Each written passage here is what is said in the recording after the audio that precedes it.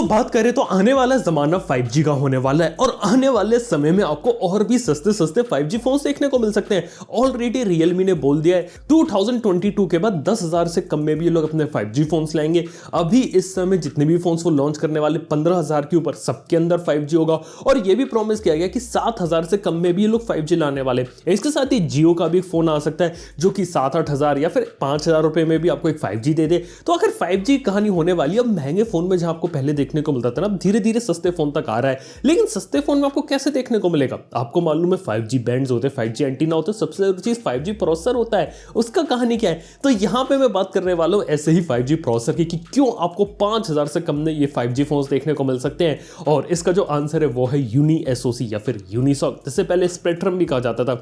इसके बारे में बात करते हैं और वीडियो अगर आप लोगों को पसंद आए तो लाइक कर लेना, चैनल को सब्सक्राइब कर लेना। सबसे पहले बात करने वाला अगर यूनिसॉक, जिसका पहले नाम स्पेक्ट्रम था, अगर आपने इसके बारे में नहीं सुना तो टेक्निकली ये दुनिया की 6th लार्जेस्ट चिप मेकर है, यानी कि नंबर 1 पे ऑब्वियसली मीडियाटेक है क्योंकि उसकी हीलियो सीरीज, डिमेंसिटी सीरीज बहुत ज्यादा पॉपुलर है और G35 है ना मीडियाटेक का वो बेस्ट सेलिंग प्रोसेसर है।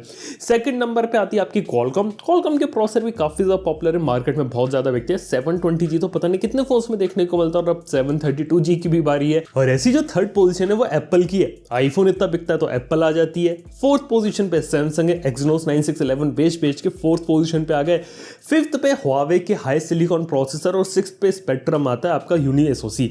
अब देखा तो जो यूनिसॉक यूनी एसओसी होता है, और अगर हम बात करें हाई सिलिकॉन की तो हाई सिलिकॉन की चिप शॉर्टेज के कारण खत्म होती जा रही है और वो नई चिप्स नहीं बना रहे। अभी 5% से भी कम मार्केट शेयर है उनका और धीरे धीरे वो भी खत्म हो जाएगा और फिर जो यूनिसॉक है वो ऑटोमेटिकली फिफ्थ पोजीशन पे आ जाएगा।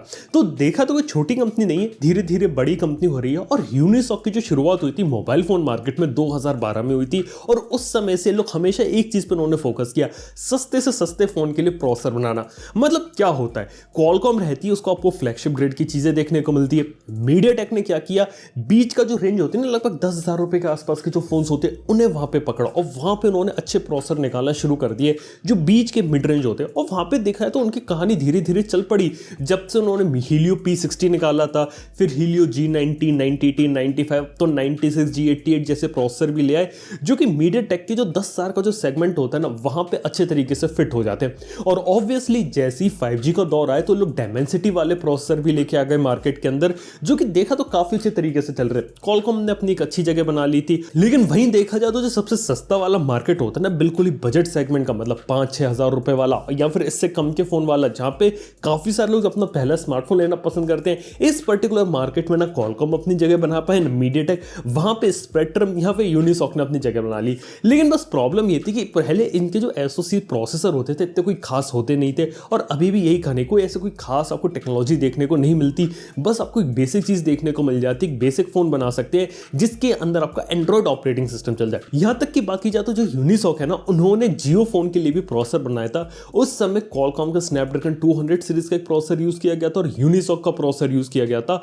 और देखा है तो फीचर फोन, जियो फोन, इनके अंदर आपको चीज देखने को मिलती है। तो देखा तो बजट वाले फोन सब बहुत पहले से बना रहे थे, लेकिन जब 5G का जमाना आ रहा है तब कहानी काफी ज्यादा बढ़ गई क्योंकि इन्होंने अपने 5G की पूरी एक लाइनअप से निकाल दी प्रोसेसर की जिसके अंदर मल्टीपल सीरीज है। और देख के लग रहा है कि आने वाले समय जो अफोर्डेबल 5G फोन्स होंगे वो इनकी तरफ से देखने को मिल सकते हैं।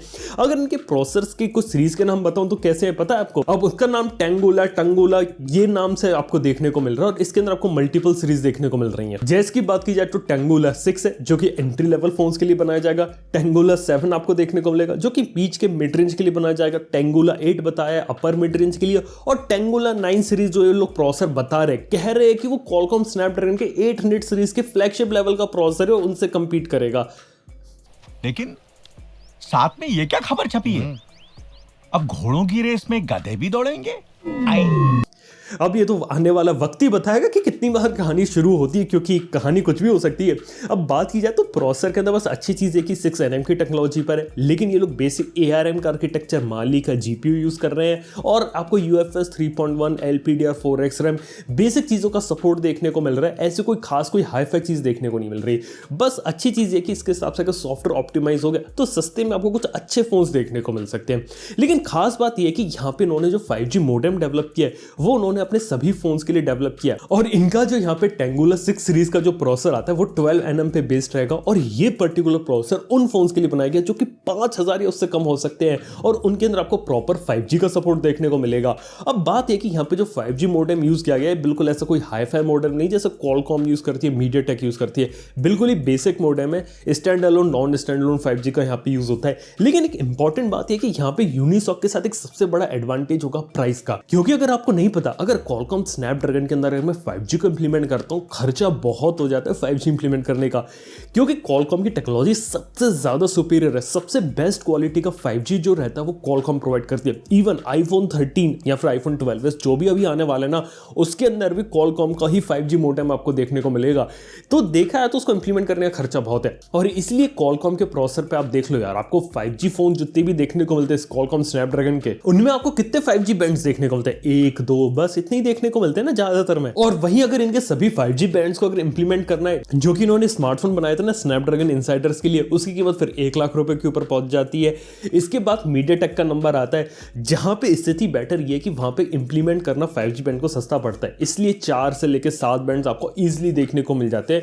मतलब 15,000 के फोन में भी आपको 6-7 बैंड्स देखने को मिल जाते हैं। रियलमी के फोन्स की मैं बात कर रहा हूं, वहां पे मीडियाटेक डेमेंसिटी 700 का यूज करके 5G बैंड ठीक ठाक इंप्लीमेंट किए जा सकते हैं। लेकिन प्रॉब्लम है कि 5G बैंड्स की कॉस्ट, मोडेम की कॉस्ट, एंटीना की कॉस्ट, इससे कीमतें ज्यादा हो जाती है। अब यहीं पे यूनिसॉक काम में आ सकती है और वो अपने जो प्रोसेसर लाएगी उन्हें वो 5000 से कम में यहाँ पे प्रोवाइड कर सकते हैं। ये एक सबसे बढ़िया चीज साबित हो सकती है यहाँ पे। यानी कि जिस तरीके से हम बात कर रहे हैं कि 6-7 हजार रुपए में आपको 5G फोन देखने को मिले या फिर जियो फोन नेक्स्ट का अगर कोई 5G वर्जन आता है वो देखने को मिले, तो डेफिनेटली उसके अंदर आपको यूनी एसओसी या फिर यूनिसॉक ही देखने को मिलेगा। इवन इन्होंने हाइसेंस ऐसी कंपनी के साथ ऑलरेडी बातचीत वगैरह कर ली जिसके चलते वो आने वाले समय कोई सुपर अफोर्डेबल 5G फोन निकालने वाले। ऑब्वियसली हाइसेंस ये बना रही है और इवन मैंने पास्ट में ये भी देखा कि कंपनियां क्या करती है, हाइसेंस का टीवी उठा के रीब्रांड करके इंडिया में बेचती थी। हो सकता है हाइसेंस का ये फोन रीब्रांड करके अफोर्डेबल 5G फोन के नाम से इंडिया में बेचें, कुछ भी हो सकता है। इसके साथ ही बात किया तो जो यूनी एसओसी है इन्होंने एक AR ग्लास के लिए भी स्पेशल प्रोसेसर बनाया है। अब आने वाला जमाना मालूम है,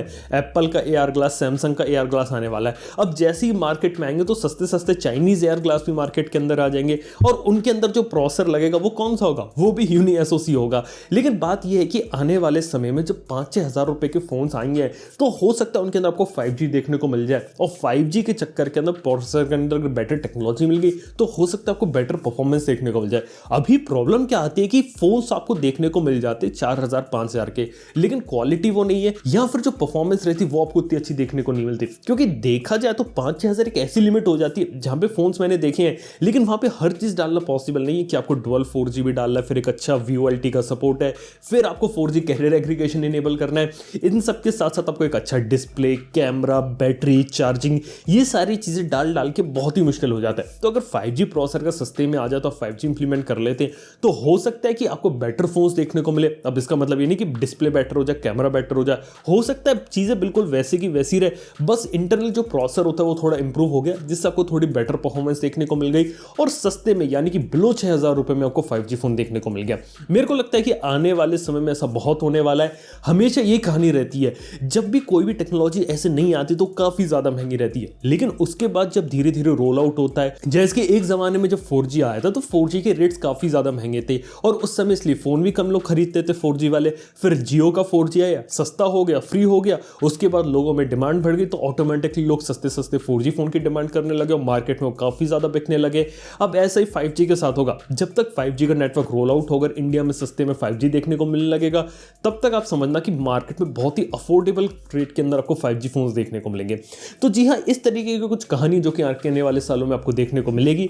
देखते हैं आने वाले समय में 5-6 हजार के जो 5G फोन्स आते हैं वो कैसे रहते हैं। लेकिन इतना तो मैंने आपको बता ही दिया कि उनके अंदर आपको जो यूनिसॉक का जो टेंगुलर सीरीज का जो प्रोसेसर होता है ना वही देखने को मिलेगा। लेकिन मैं एक्साइटेड हूँ कि एक्जैक्टली इनके जो महंगे प्रोसेसर होते हैं क्या वाकई में जैसे इन्होंने क्लेम किया कि परफॉर्म कर पाते हैं, ये भी देखने वाली बात होगी। तो दोस्तों सारी बातें खत्म होती है यहाँ पे। वीडियो अगर आप लोग को पसंद आया तो लाइक कर लेना, चैनल को सब्सक्राइब कर लेना। थैंक यू आपको वीडियो देखने के लिए। मैं आप नेक्स्ट वन, गुड बाय।